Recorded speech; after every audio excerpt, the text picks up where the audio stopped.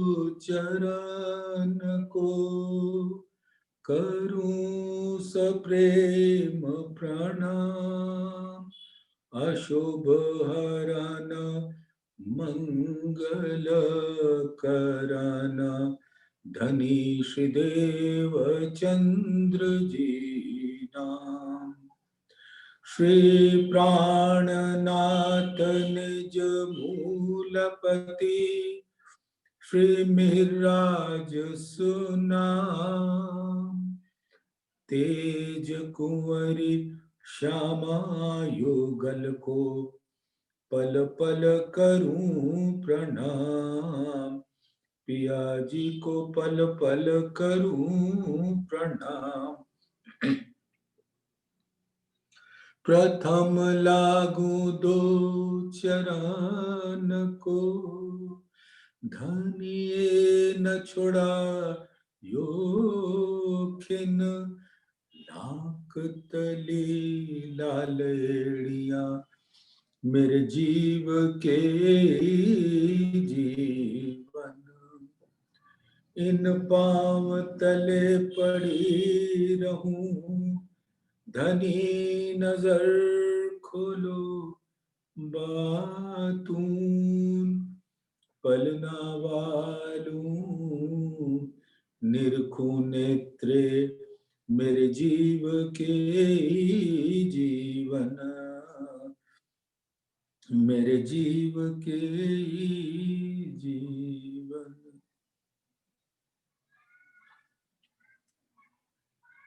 धामधनी अक्षरातीत के परम लाडले सुंदर साथ जी, परम धाम के रंग मोहल जो हमारे प्राण प्रीतम धामधनी का स्वरूप है, उनके दिल का स्वरूप है। सभी ब्रह्मात्माएं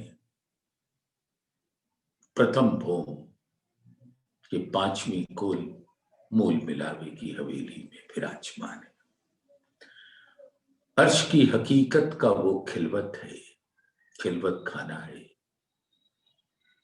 जहां पर सभी ब्रह्मात्माओं के मूल तन धामधनी के चरणों में उनकी नजरों के तले बैठे हैं।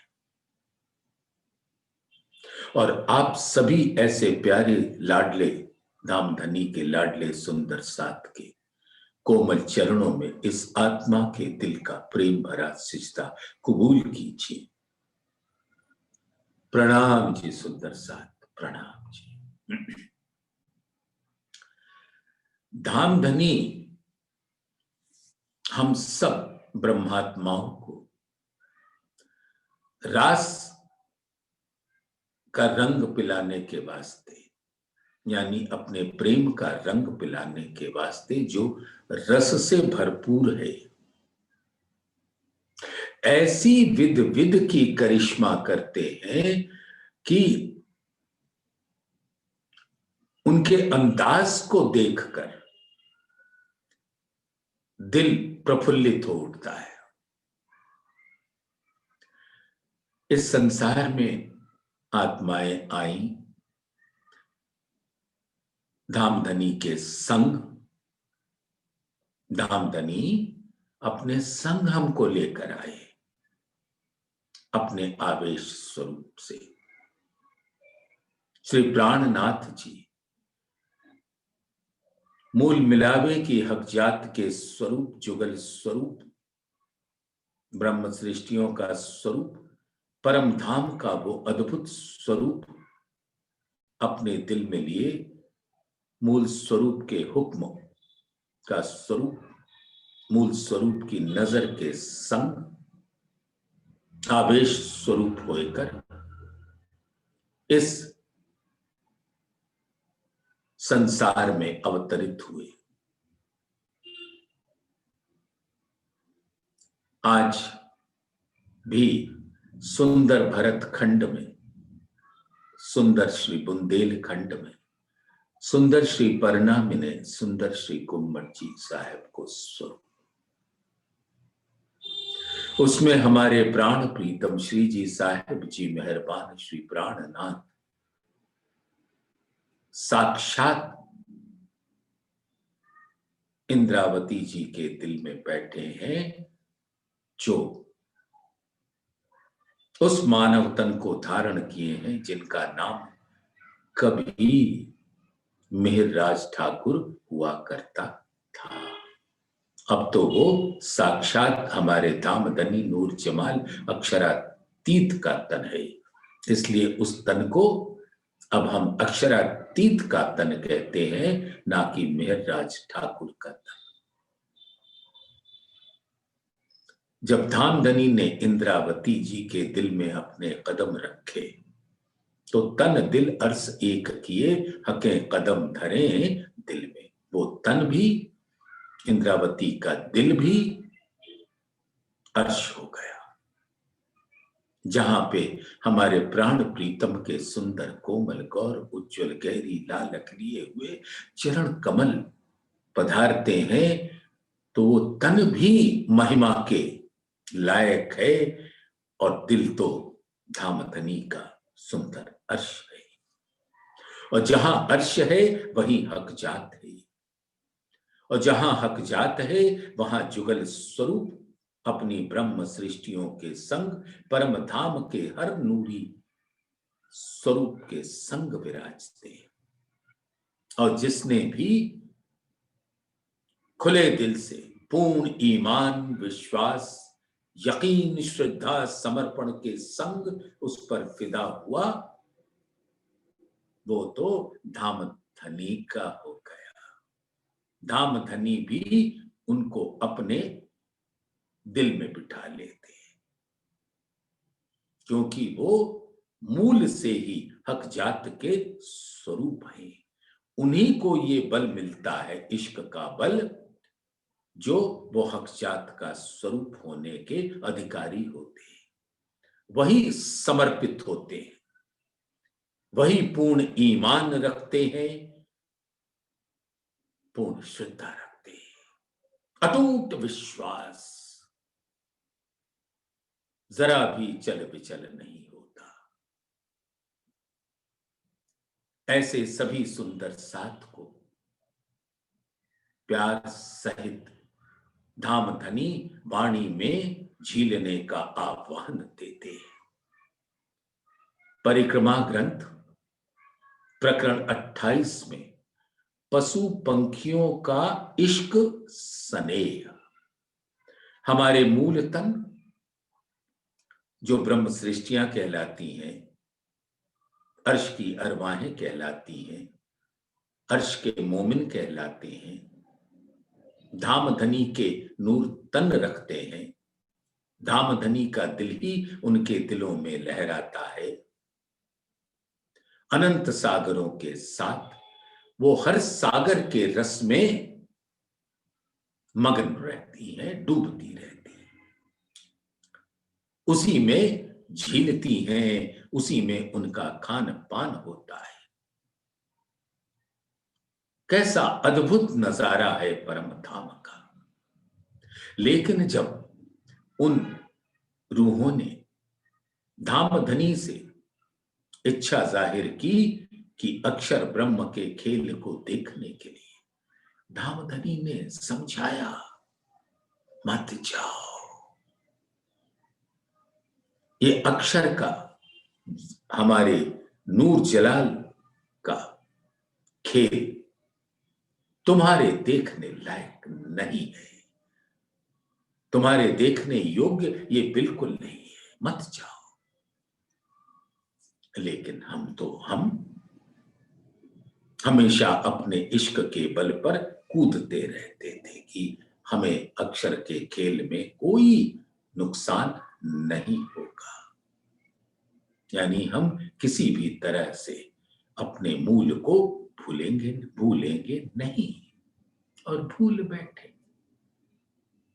लेकिन धामधनी का लाड़ तो लाड़ है। इस संसार में उनके हुक्म से हमने इन मानव तनों को धारण तो किया। इन मानव तन की अपनी विकृतियां होती हैं, विकार होते हैं,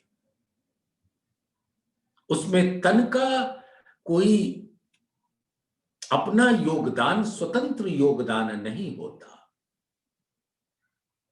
तन तो मात्र एक साधन है और जीव माया की मैं लेकर बैठा होता है और वो माया इब्लीस का ऐसा घातक स्वरूप है कि वो उकसाता रहता है जीव को, क्योंकि इस जीव ने धारण किया हुआ है इस पंच भूतात्मक तन को, तो उसको घुंडी घुमाता रहता है कि तुम ऐसे करो, और जीव इतना असहाय लाचार हो जाता है इस भवसागर में कि उसके समझ नहीं आता। उसको यही लगता है कि शायद कदाचित यही हमारा मार्गदर्शक है।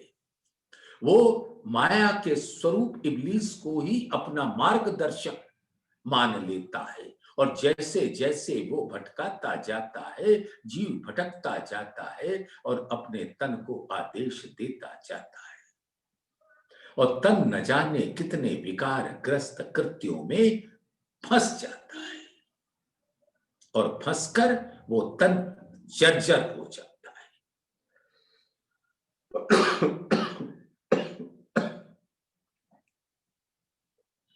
और जर्जर होने के पश्चात जब मृत्यु का समय आता है, शैया पर सूनी आंखें लेकर इधर उधर देख रहा होता है। कोई उसका स्वजन, जिसको वो स्वजन समझता आया आज दिन तक कि ये मेरे अपने हैं, वो कोई भी उनकी मदद कर नहीं सकता, ना उनके स्वास्थ्य को वापस कर सकता है, ना उनके बीते हुए क्षणों को वापस कर सकता है। वो तो मात्र यादों के बीच में रहेगा और उसके आंखों के सामने, दिल के नैनों के सामने शिशु काल से लेकर अब तक सारी घटना चक्र घूमता रहेगा कि मैं किस तरह से अपने यौवन के मादकता में डूबा हुआ था। अपने पौरुष बल पर सोचता था कि मैं ही सिकंदर हूं और मैं पूरी दुनिया को फतेह कर लूंगा, और अंततः वो रुग्ण शैया पर लेटा हुआ है और जानता है कि अब उसकी सांसें चंद बची हैं। न जाने कौन सी आती जाती श्वास कब छूट जाए उन्हें पता नहीं। इंतजार करता है मौत का।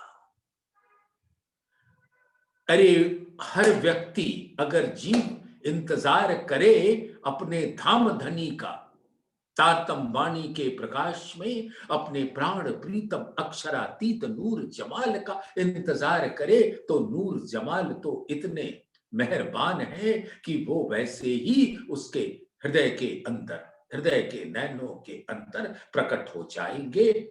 और अगर उसने पूर्ण समर्पण किया तो आत्मा भी जागृत होगी और उसको भी अक्षर के नूर नजर तले अखंडता मिलेगी, जहां पर परम धाम की अद्भुत लीलाएं, प्रतिबिंबित लीलाएं होती रहेंगी और उसका वो अखंड रूप से रसपान करता रहेगा। और मृत्यु भी ऐसे जीव के पास हिम्मत नहीं करती भटकने की, इजाजत लेकर आती है। तो कुछ तो ऐसा इस जीवन में कर लो कि धामधनी का सानिध्य मिल जाए। और धामधनी ने तो अपनी रूहों को जगाने के वास्ते क्या नहीं किया। सोचो, अरे शुक्रिया तो अदा करो। देखो हम सबके लिए प्राणपति ने क्या नहीं किया। परिक्रमा ग्रंथ के अंदर ऐसा हमें हमारी आंखें खोली हैं कि वहां के पशु पक्षी जिनकी अद्भुत लीलाओं को हम देखकर अपने पिया के संग हंसी करते थे, आनंद में मग्न रहते थे, उन पशु पक्षियों की महिमा गाई है कि वो पशु पक्षी जिनको हम निरीह समझते थे और अपने इश्क के बल पर कूदते रहते थे, आज उन्होंने बताया कि इस संसार में आने के बाद आपका इश्क कहां गया। और जरा एक बार तो देखो अपने उन पशु पक्षियों को परम धाम में, जिनके दिल में एक जरा भी शक की गुंजाइश नहीं है। पर ब्रह्म प्राण प्रीतम की पूर्ण पहचान है। अगर वो कर सकते हैं तो धामधनी इस संसार में आने के बाद हम सबको इल्म के द्वारा ये बता रहे हैं कि जब वो इस तरह से प्राण प्रीतम पे कुर्बान रहते हैं तो आप क्यों नहीं हो सकते।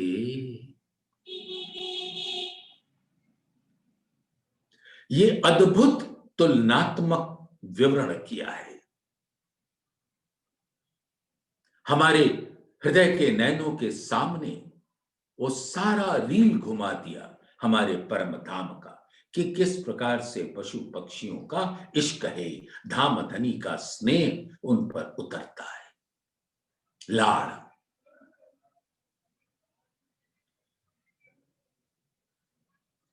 पार नहीं जमीन को और पार नहीं आसमान, पार नहीं जड़ चेतन, पार ना इश्क रहमान। तो परम धाम की जमीन का कोई और छोर नहीं, क्योंकि धाम धनी के दिल का कौन मापी करेगा। ये जमीन जिसके ऊपर हम परम धाम के स्वरूप को देखते हैं, जहां लाड़ लड़ाते हैं, उसका मापी कौन करेगा। वो तो अनंत है, लंबाई में भी, चौड़ाई में भी, गहराई में भी। और इसी प्रकार से आसमान भी लंबा चौड़ा ऊंचा है। और जितने जड़ दिखने वाले स्वरूप हैं, जड़ वहां कोई नहीं है। वो तो यहां क्या करें, यहां तो मानव की बुद्धि है, उसने तो यही देखा है कि ये जड़ है और ये चेतन है। एक पत्थर का टुकड़ा, उसको यहां पर जड़ दिखता है, पहाड़ जड़ दिखता है, महल मंदिर घर द्वार सब जड़ का स्वरूप दिखता है। उसको क्या पता कि परम धाम के अंदर सब चेतन स्वरूप है। क्या वो जिमी हो, क्या वो आसमान हो, क्या वो चांद सितारे हो, क्या वो सूर हो, क्या वो जल तेज वायु हो, क्या पशु पंखी हो, दरख्त हो, बाग बगीचे हो, सारे ही चेतन स्वरूप है। उनके अंदर वही दिल धड़कता है जो धाम धनी का दिल है। और परम धाम में दिल धड़कने के मतलब होता है इश्क की संगीत। सबके दिलों में इश्क का मधुर संगीत गूंज रहा होता है। सुंदर सा पार नहीं जड़ चेतन, पार ना इश्क रहमान। धाम धनी के इश्क का कोई पार नहीं है और वो अपने पूरे इश्क, अनंत पूरा नहीं कहना चाहिए, सुंदर सा अनंत इश्क के सागर में हर स्वरूप को आनंद देते हैं, उनको उसका रसपान कराते हैं। छोटा बड़ा अर्श का सो सब है चेतन। या पहाड़ या तिनका। पहाड़ यानी बड़े से बड़ा, तिनका यानी छोटे से छोटा।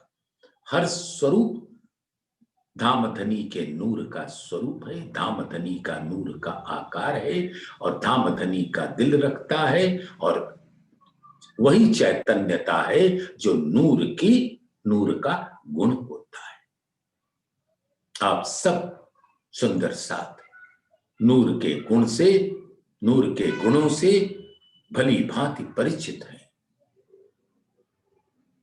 फेर फेर वही वर्णन करने को जी चाहता है। प्रेम है, आनंद है, सौंदर्य है, एकत्व है, माधुर्यता है, आभा, कांति, चमक, छटा, उमंग, उत्साह, उल्लास, ऊर्जा, प्रफुल्लता, शीतलता, चैतन्यता, कोमलता, मधुरता, संगीत, ज्योति, कृपा, ऐसे सुंदर नूर के गुण, जमाली के गुण परम धाम में जर्रे जर्रे में व्याप्त होता है। छोटा बड़ा अर्श का सो सब है चेतन। सबके अंदर धामधनी का चेतन दिल है, उनके अंग अंग चेतन है। वो हमेशा स्फुरण की अवस्था में रहते हैं कि किस प्रकार से क्या क्या कर्तव्य दिखाएं अपने प्राण प्रीतम को रिझाने के वास्ते। एक ही काम, धामधनी को भी एक ही काम। हक को काम कोई और नहीं, देवे रूहों लाड़ लज्जत। और परम धाम के इन सब स्वरूप जो धामधनी के दिल के स्वरूप हैं, दिल के स्वरूप यानी रूप, परम धाम के ये जितने स्वरूप का वर्णन आता है उससे भी अनंत है। और सबके दिल में एक ही बात रहती है कि धामधनी को रिझाऊं। धामधनी लाड़ देने में कमी नहीं करते, और परम धाम की रूहें लाड़ लेकर धामधनी को अपने विध विध के क्रीड़ाओं से रिझाने में कमी नहीं करते। हमको क्या हो गया यहां पर? हम क्यों भटक गए? हम क्यों अपने आप को उस अद्भुत स्वरूप से जुदा मानते हैं? अरे हम तो वही स्वरूप हैं। अपनी महिमा को स्वयं छोटा ना करो।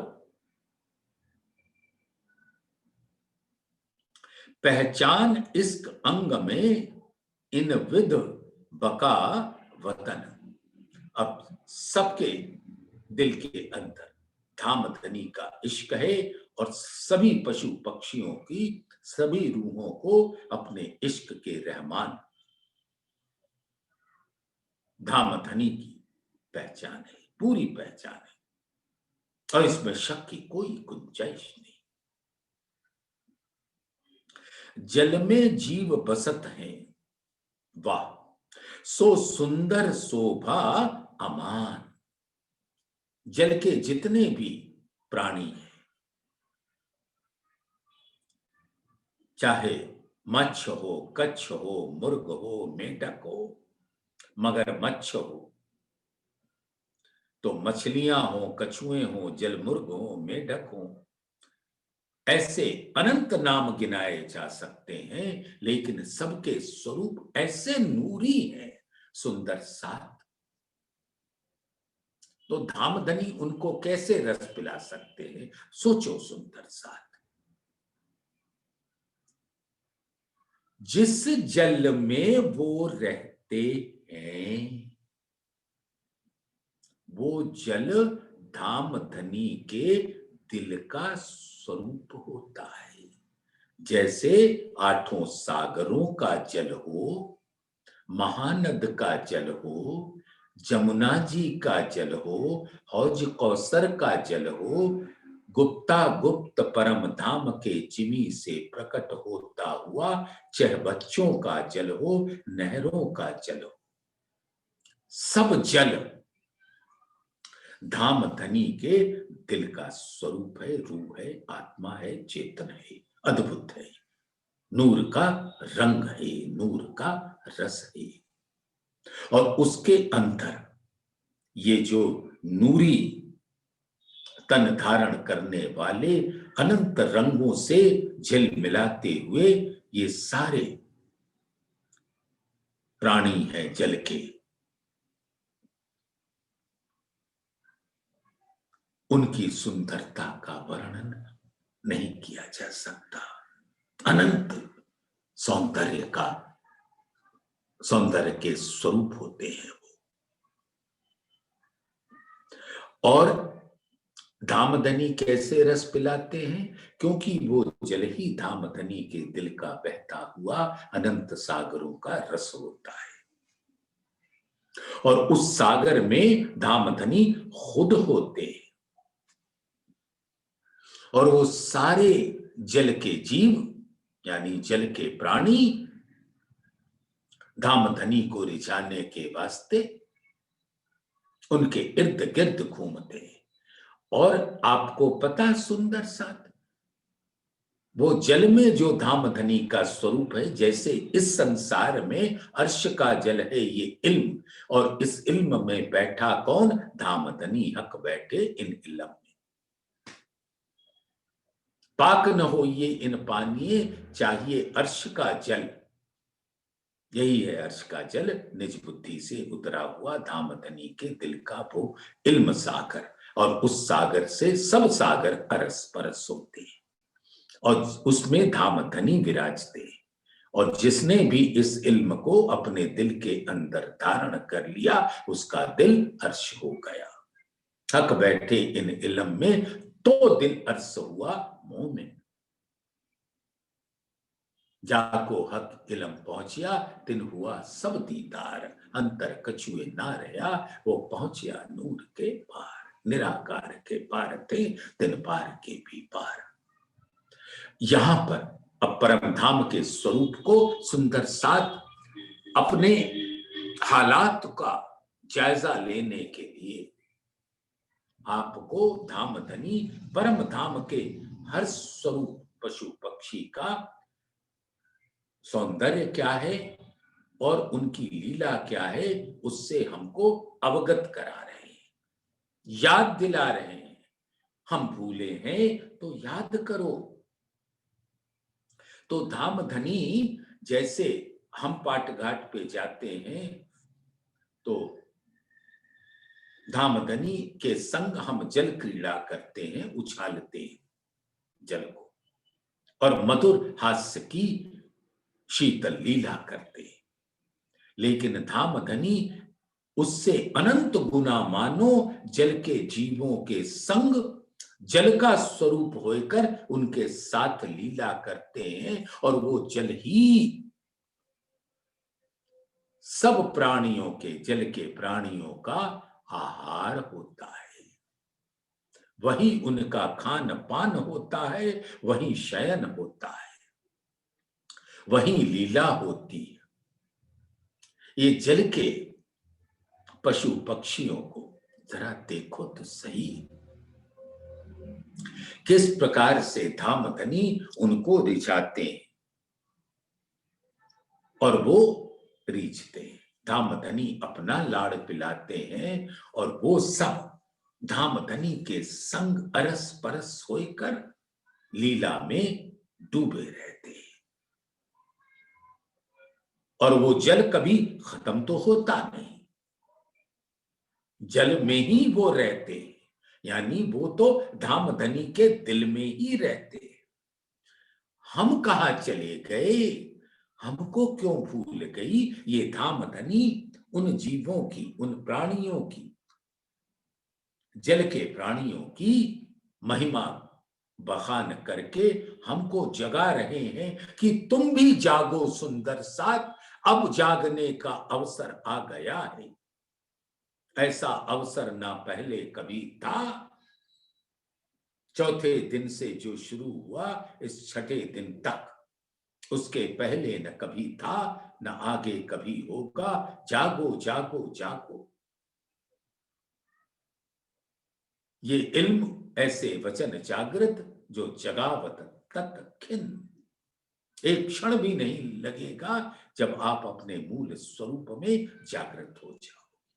और ये सारी अद्भुत प्यार भरा करिश्मा है जो बता रहे हैं कि किस प्रकार से वनों के पशु पक्षियों से वो लाड़ लड़ाते हैं, जल के पशु पक्षियों से लाड़ लड़ाते हैं।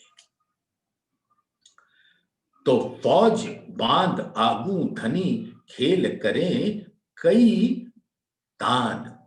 स्वर अलापते हैं, तान लगाते हैं,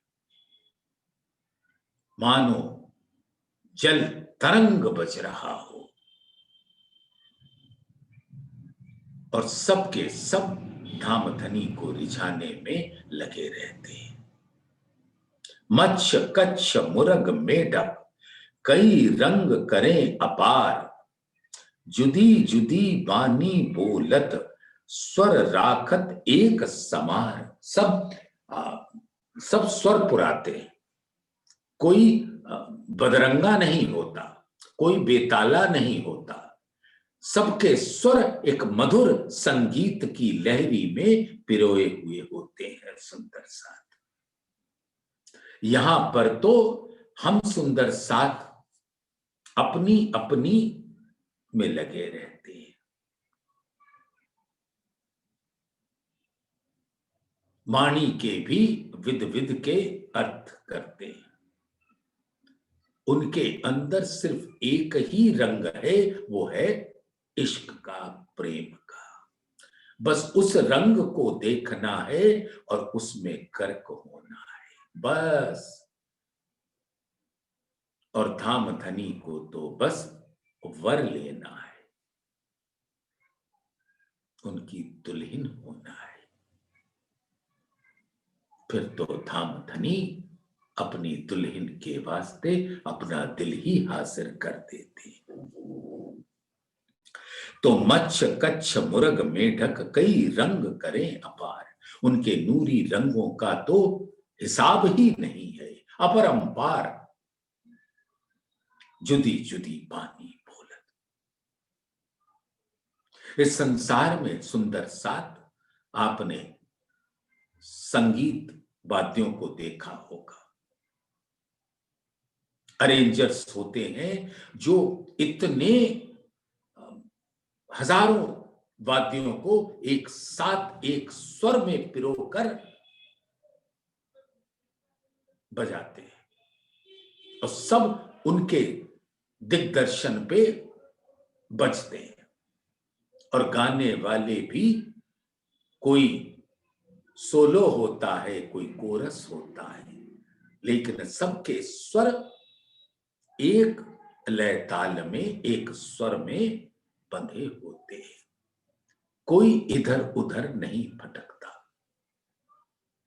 तो इस प्रकार से जल के वो प्राणी विद विद के संगीतमयी वचन बोलते हैं, लेकिन सबका स्वर एक ताल में पिरोया हुआ होता है, एक लय में।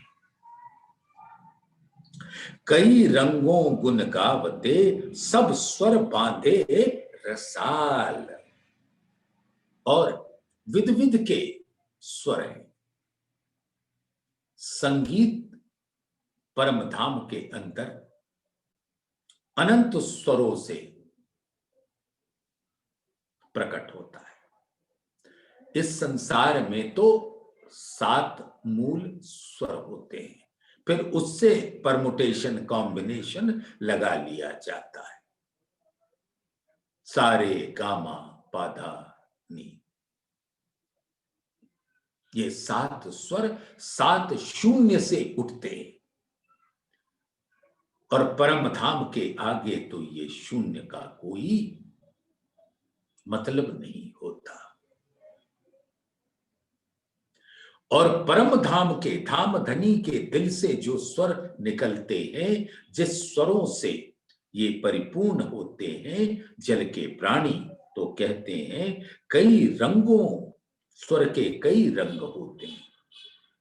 स्वर पे स्वर पे स्वर, कई रंगों गुन गावते, सब स्वर बांधे रसाल। फिर जो एक मधुर संगीत नूर का निकलता है, वो रस से भरा हुआ होता है।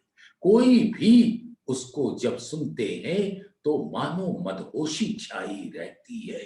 जागृत होते हुए भी दिल तो ऐसा डूबा रहता है कि जिसका कोई हिसाब नहीं। जस धनी को गा वहीं, जिक्र करें माहे हाल। तो इस प्रकार से स्वर पुराते हैं और स्वर के अनंत रंगों के साथ धाम धनी के गुण गाते हैं। सब स्वर बांधे रसाल, और सब का स्वर बंधा हुआ होता है, जिसके मूल भाव यही होता है, अपने प्राण प्रीतम नूर जमाल अक्षरातीत को रिझाना। वो रिझा सकते हैं तो हमको क्या हो गया, ये हमें सोचना है। कई रंगों गुन गावते, सब स्वर बांधे रसाल। जस धनी को गा वहीं, और सबके अंगों अंगों से धाम धनी के महिमा का गान होता है। जस धनी को गा वहीं, जिक्र करें माहे हाल। और वो सिर्फ उनका एक ही हाल होता है, उनकी एक ही रहनी होती है कि प्राण प्रीतम की जिक्र, अपने सुभान की जिक्र।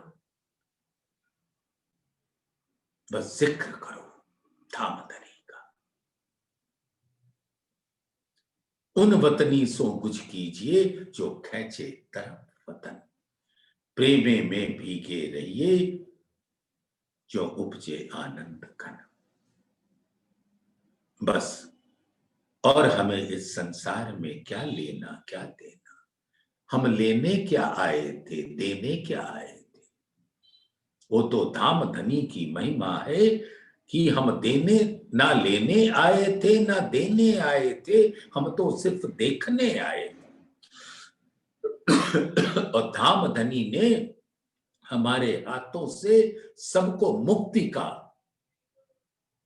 तोहफा दिलवा दिया। और लेने तो कुछ भी नहीं आए थे, तो धाम धनी ने अपने इश्क के रंगों को हमें लिवा दिया, अपने दिल के स्वरूप को दिखा दिया। जस धनी को गा वहीं, जिक्र करें माहे हाल।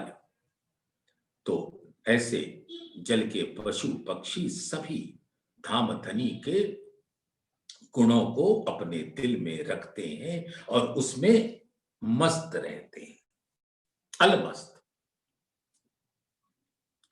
जीव छोटे बड़े कई जल के, अपने अपने ख्याल। खेलें बोलें दौड़ें कूदें, खावंद को करें खुशाल। बस अपने खावंद, हम तो जानते हैं कि अक्षरातीत हमारे प्राण प्रीतम है, लेकिन कभी कभी शक, ये इब्लीस बड़ा कुटिल है, माया बड़ी छलनी है,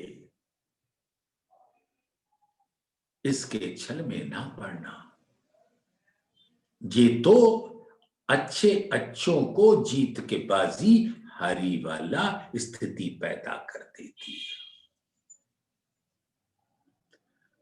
तो आप तो धाम के सुंदर साथ हो, आपको कौन डिगा सकता है? अपने ईमान से कोई नहीं डिगा सकता। हमें तो पता है कि प्राण प्रीतम हमारी आत्मा के खाबंद है।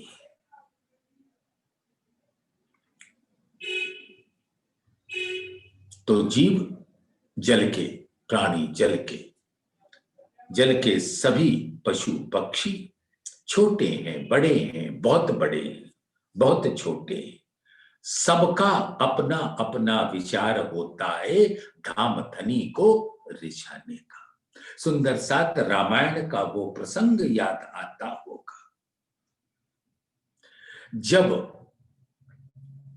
एक गिलहरी रामचंद्र जी के लिए सेतु बांधने का प्रयास कर रही थी। जल में जाती थी, फिर आकर बालू में अपने उसके ऊपर बालू लेती थी, फिर उस बालू का जैसे मानो पुल बना रही हो। और रामचंद्र जी तो उसकी इस अदा से रीझ जाते थे और उसको ऐसे सहलाया कि आज दिन तलक उनके कोमल स्पर्श की जो 3 लकीरें हैं वो हर गिलहरी के ऊपर प्रकट होती है। तो उसी प्रकार से हर जीव, हर प्राणी जल का, तो सब चाहे छोटा हो या बड़ा हो, धाम धनी को रिझाने के लिए अपने अपने आकारों के अनुसार, अपने अपने विचारों के अनुसार विध विध की लीलाएं करता है। और खेले बोले दौड़े कूदे और ऐसे अद्भुत अद्भुत लीलाएं करते हैं, खेलने की, बातें करने की, दौड़ने की, कूदने की। सुंदर साथ जरा विचारो तो, जैसे छोटी छोटी मछलियां ऐसा मानो भंवर में घूमती हैं कि वहां से उछाल मारती हैं आसमान तक। आप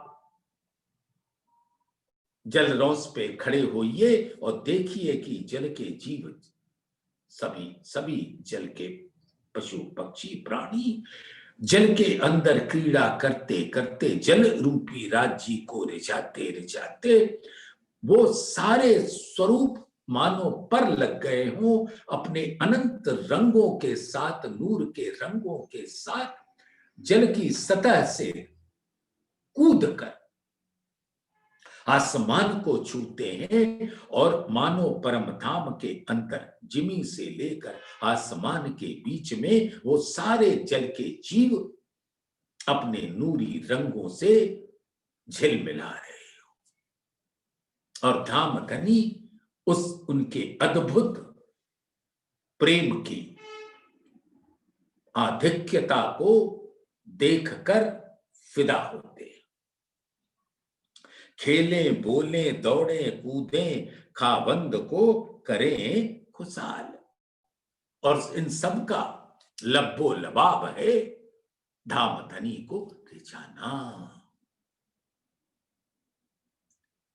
और सुंदर साथ हम सबको धाम धनी इस संसार में जागृत कर रहे हैं, अपने परम धाम के उन पशु पक्षियों को, चाहे वो थल के हों, चाहे जल के हों, चाहे वृक्षों के हों, चाहे वायु के हों, चाहे आसमान के हों, उनकी लीला किस प्रकार से खाबंद को रिझाने वाली होती है, वैसे ही धाम धनी हम सबको आवाहन दे रहे हैं कि जैसे वो रिझाते हैं आप भी रिझाओ, क्योंकि आपकी आत्मा के वो प्राण प्रीतम हैं, खाबंद हैं।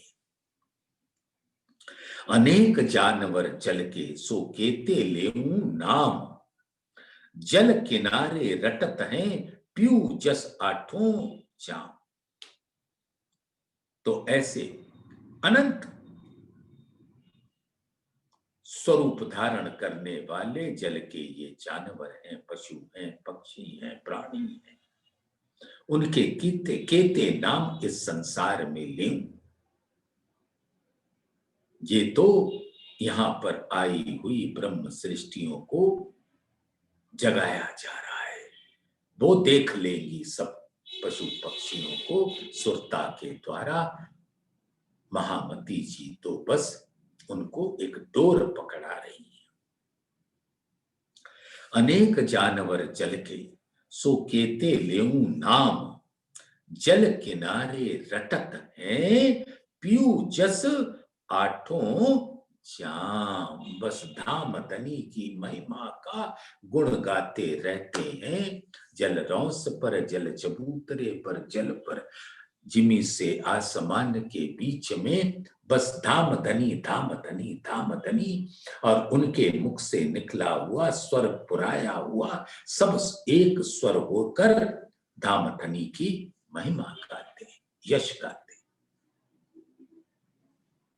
ये देखो नीके कर इनमें जरा शक नाही, क्यों ना होए इश्क के अंबार, तुम विचार देखो दिल माए। इनके इस प्रकार से समर्पण की भावना, विचार, तो वहां इश्क का अंबार क्यों नहीं होगा। उनके हर अंग अंग में धाम धनी का इश्क होगा। जिमी से आसमान मानो इश्क का सागर का स्वरूप हो, ऐसा नूर का सागर हो जिसके अंदर इश्क ही इश्क भरा हुआ हो।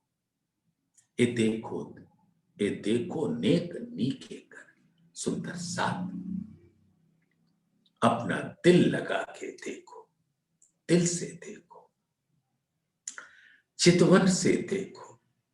ये देखो नेक नीके कर इनमें जरा शक ना है, इनमें रत्ती मात्र को भी शक ना करना।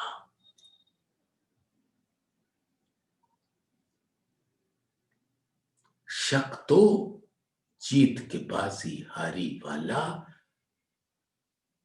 बना देता है। तो आप तो धाम के सुंदर साथ हो, आपको कौन हरा सकता है। और ऐसे सभी स्वरूपों के लीलाओं को देखो, उनके आकारों को देखो, उनके रंगों को देखो, उनके रस को देखो, उनके संगीत को सुनो, तो तुरंत हमारे दिल के अंदर परम धाम के इश्क का बहता हुआ अंबार हमारे दिलों में प्रवेश करने लगेगा। तुम विचार देखो दिल माए, ये सारा लश्कर तो दिल का होता है। और इश्क माहे रूहन हके अर्स कया जाको दिल, हके दिल दे रूहों दिल लिया। पहले धाम धनी दिल देते हैं, फिर रूहें अपना दिल देती हैं। अरे धाम धनी ने तो दिल दे दिया, अब तो अपना दिल दे दो। तो क्यों ना होए इश्क के अंबार, तुम विचार देखो दिल माए। अपने दिल के अंदर देखो, अपने दिल के अंदर वो अर्श की खिलवत को देखो, जहां पर विध विध के नूरी आकार विध विध की लीलाएं करते हैं, विध विध के स्वर पुराते हैं, विध विध की लीलाओं से अपने प्राण प्रीतम खावंद अक्षरातीत नूर जमाल को हर घड़ी हर पल रिझाते ही रहते हैं। कभी अपने तन की लीलाओं से, कभी स्वर से, अद्भुत स्वरूप होता है उनके रिझाने का अंदाज अलग अलग, लेकिन भाव सिर्फ एक, हमारे प्राण प्रीतम हमारी अदाओं से रीझ जाए, हमारे ऊपर फिदा हो जाए।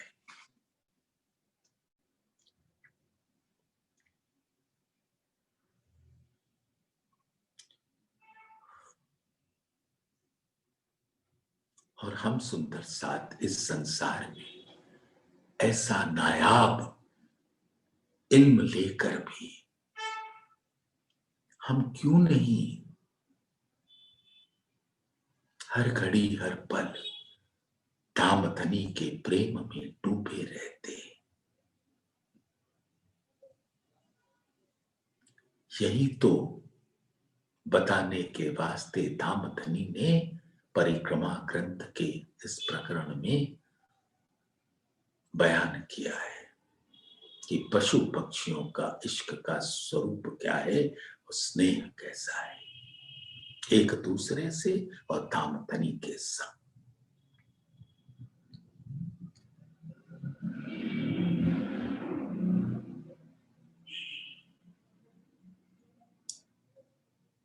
हमें ऐसा लगता है सब अंग हमारे हक हाथ में, इश्क मांगे रोए रोए, सोचो सुंदर साथ।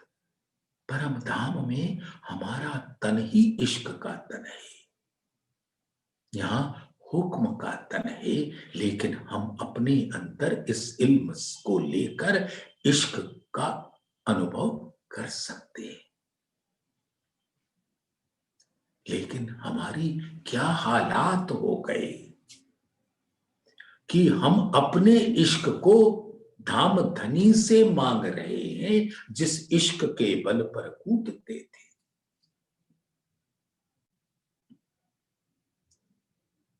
अपने इश्क का गुमान था और धाम धनी के इश्क पर शक था। सुंदर साथ। और अब हालात यूं हो गए कि सब अंग हमारे हक हाथ में, इश्क मांगे रोए रोए, सब अंग हमारे बांध के हक आप करें हंसी सोए। अब तो ऐसे लगता है कि कोई बल ही नहीं चलता, ना जाने कहां गया हमारा वो इश्क का बल जिसके बल पर हम कूदा करते थे, इश्क के जोश में भरे रहते थे। धामधनी फरमाते हैं सुकन मेरा मानो नहीं, सबे भरे इश्क के जोश, सबे नाचे गावे कूदही, हमें कहा करे फरामोश। यानी अक्षर का ये ब्रह्मांड हमारा क्या बिगाड़ लेगा। और जब ये हालात हुए तो धामधनी थोड़ा सा सताने के वास्ते नोक झोंक जैसे करते हैं ना पति पत्नी के बीच में, शाबाश तुम्हारी अरबाहों को, शाबाश तुम्हारे हैड़े सखत, शाबाश तुम्हारी बेसकी, शाबाश तुम्हारी निस्बत। सुनो सुंदर साथ, हमारे खावंद, हमारे प्राण प्रीतम, हमारे दुल्हा, हमारे सर्वस्व, हमारे हालात को देखकर क्या कह रहे, हम जैसे भूले कि पशु पक्षी तो इतने रस में मगन हैं और हम भूल गए। शाबाश तुम्हारी अरबाहों को, शाबाश बड़ा रंग दिखाते थे, शाबाश शाबाश तुम्हारे हैड़े सख्त। अब तुम्हारा दिल जो परम धाम का नूरी दिल जो कोमलता से परिपूर्ण होता था, इस संसार में आने के बाद पाषाण कैसे हो गया, पत्थर कैसे हो गया कि हमारी वाणी के बाण भी उसको बेधते नहीं है। जो ना लेवे सिर अपने तो कहा करे वचन, ऐसे पाषाण हो गए हम, ऐसा कठिन स्वरूप हो गया हमारा। और धामधनी निहार कर कह रहे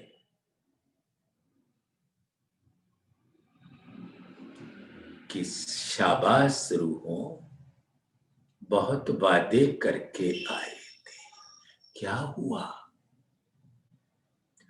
उन कोमल हृदय अंगी अब कैसे पाषाण अंगी हो गए, पाषाण के हैड़े हो गए, पत्थर निर्जीव। कोई धड़कन नहीं, कोई हरकत नहीं। क्या हो गया हमें? दामोदरी कह रहे, शाबाश तुम्हारे हैडे सखत, शाबाश तुम्हारी बेसकी। परम धाम में तो आप बिल्कुल बेशक थे, क्योंकि इश्क तो आपका अपना था। तो शाबाश तुम्हारी बेसकी, शाबाश तुम्हारी निस्बत, जिस निस्बत के बल पर कूदा करते थे कि धामधनी आप हमारे प्राण प्रीतम हो और हम आपके ऊपर अपना इश्क लुटाते हैं। क्या हो गया? कहां चली गई वो निस्बत, कहां चला गया वो इश्क? और हम मांग रहे हैं इश्क रोए रोए। धन धन तुम्हारे ईमान, धन धन तुम्हारे सऊर। परम धाम में तो सिर्फ इश्क का सऊर होता था, और यहां न जाने क्या हो गया, किस जंगल में खो गए। और तुम्हारा जो अटूट विश्वास था अपने इश्क के प्रति, कहां चला गया? धन्य है तुम्हारे वो ईमान, जिसके बल पर तुम कूदते थे, अब कहां चला गया? धन धन तुम्हारे ईमान, धन धन तुम्हारे सहूर, धन धन तुम्हारी अकलें, भले जागे कर सहूर। अब तो जाग जाओ इस इल्म से सुंदर साथ, और अपने हृदय की कोमलता को वापस ग्रहण कर लो। ऐसे हमारे प्राण प्रीतम हम सबको जगा रहे हैं।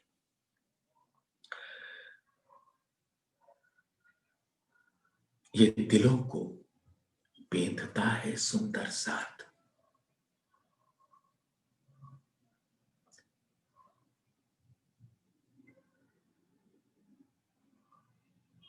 और जागने के पथ पर अग्रसर करने के लिए ये वचन धाम धनी के हमको झकझोर रहे हैं। उठो उठो उठो।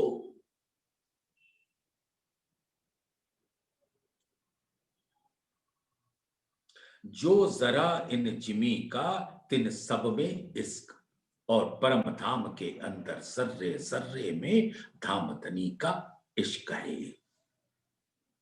यहां बता रहे हैं ना कि आप अपना इश्क बोलते थे, अब देखो परम धाम के हर स्वरूप में इश्क है, मेरा इश्क है। और तुम इश्क मांगे रोए रोए। अब इश्क मांग रही हो। अगर तुम्हारा होता तो तुमको मांगने का प्रश्न कहां उठता था? सहूर करके देखो।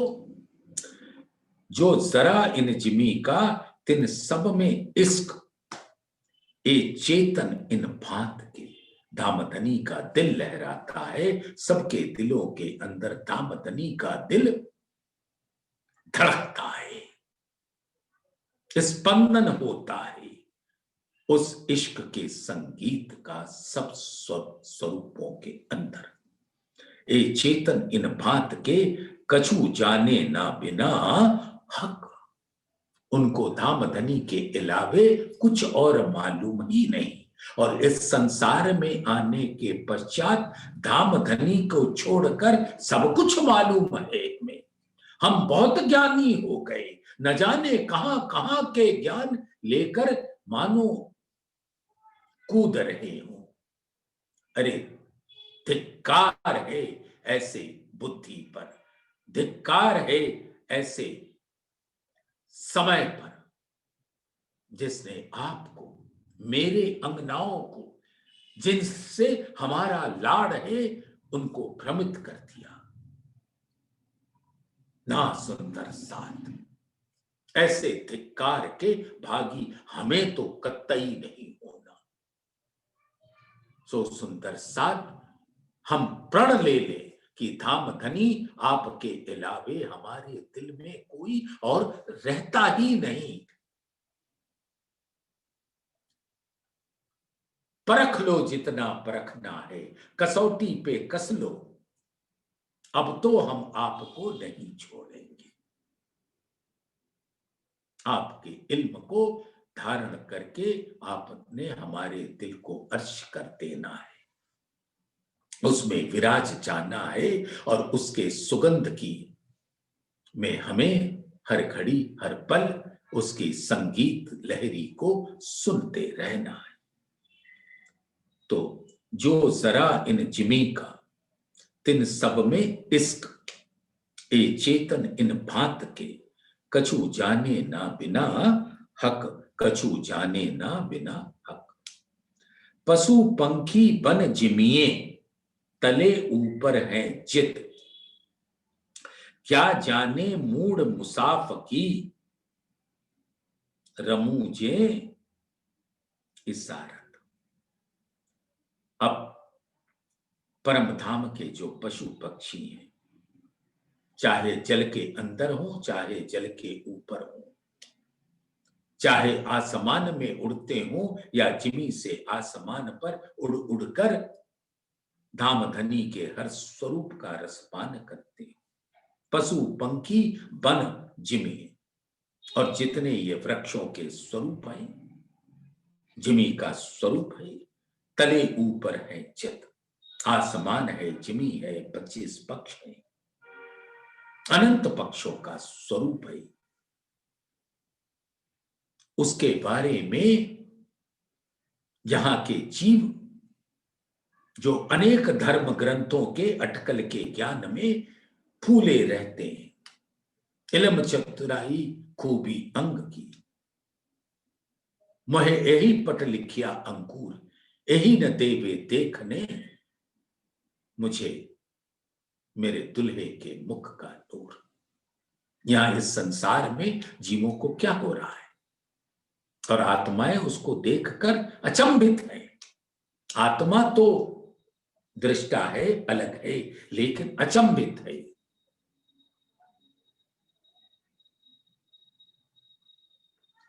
ऐसे स्वरूपों को देखकर कि इनके अंदर यहां के इल्म को लेकर इतनी चतुराई बढ़ गई, इल्म चातुरी खूबी अंग की। इन जीवों के जो ये तन है, उनके अंगों की ये खूबी है, उसके मस्तिष्क की ये खूबी है। इल्म चातुरी खूबी अंग की, मोहे यही पट लिखिया अंकुर। और ऐसे जीव ही हमारे आत्मा के दिल के सामने पर्दा बनकर खड़ा है। मोहे यही पट लिखिया अंकुर, यही न देवे देखने मुझे मेरे दुल्हे के मुख का नूर। वो इश्कमयी नूरमयी स्वरूप के आड़े आता है। धिक्कार है ऐसे सब जीवों को जो हमारे आड़े बनकर आते हैं। धिक्कार है ऐसे सब अटकल के ज्ञान को जो हमारे और प्राण प्रीतम के बीच में अवरोध बनकर खड़े हो जाते हैं। लेकिन धाम धनी इतने मेहरबान हैं कि अपने अद्भुत दिल के इल्म से हम सारे पर्दों को हटाकर अपना स्वरूप का रसपान कराते हैं। तो सुंदर साथ आज इस 28वें प्रकरण की 29 चौपाई पर धाम धनी के आदेश से विराम लेंगे। पशु पंखी बन जिमिए तले ऊपर है चित, क्या जाने मूड मुसाफ की रमूजे इशारत। यहाँ के धर्म ग्रंथों में जो इशारतें हुक्मे वेद कतेब में लाखों लिखे निशान, वो तो पहचानते ही नहीं और ऊपरी ऊपरी सतह पर उसका फेन लेकर अपने अभिमान को बढ़ा लेते हैं। तो आत्माओं को ऐसे सब स्वरूपों से बच निकलना है। तो बोलिए श्री प्राणनाथ प्यारे की जय, धाम के धनी की जय।